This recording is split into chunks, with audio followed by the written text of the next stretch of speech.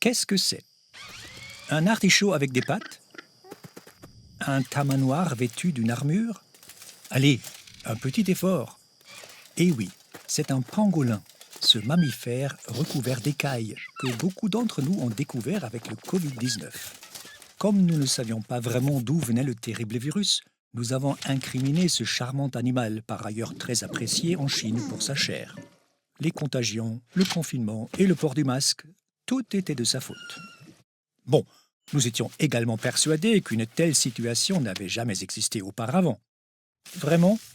Regardons ces photos. Elles ont 100 ans. On porte des masques. Les écoles, les bars, les théâtres, tout est fermé. On aménage des hôpitaux de campagne et on donne aux gens des conseils absurdes comme se gargariser avec de l'eau de Javel. Cela vous dit bien quelque chose, n'est-ce pas? À l'époque, on a également trouvé un coupable idéal, l'Espagne. La grippe espagnole. C'est ainsi qu'on désigne encore aujourd'hui la pandémie qui, entre 1918 et 1920, a fait plus de 50 millions de morts dans le monde.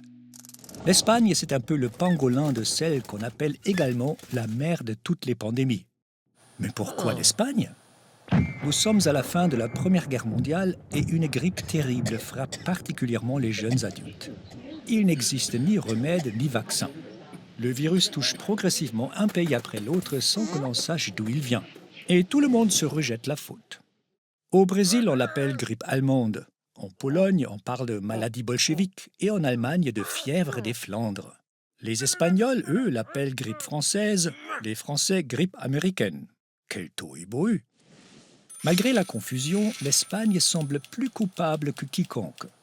Pendant la Grande Guerre, les belligérants censurent la presse pour ne pas abattre le moral des troupes. L'Espagne, elle, est neutre. Elle rapporte librement les cas de grippe et les décès. Elle annonce même ouvertement que le roi Alphonse XIII en personne est contaminé.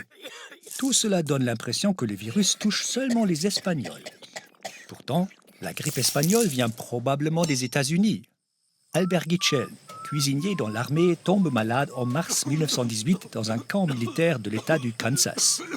Il est considéré comme l'un des premiers patients. Peu de temps après, de nombreux soldats du même camp contractent la grippe.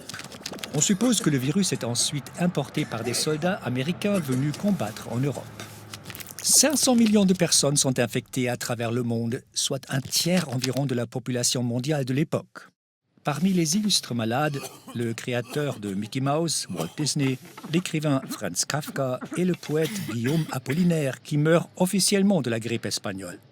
Le peintre norvégien Edvard Munch, célèbre pour son tableau Le Cri, va même peindre un autoportrait avec la grippe espagnole. Peu à peu, le virus perd du terrain.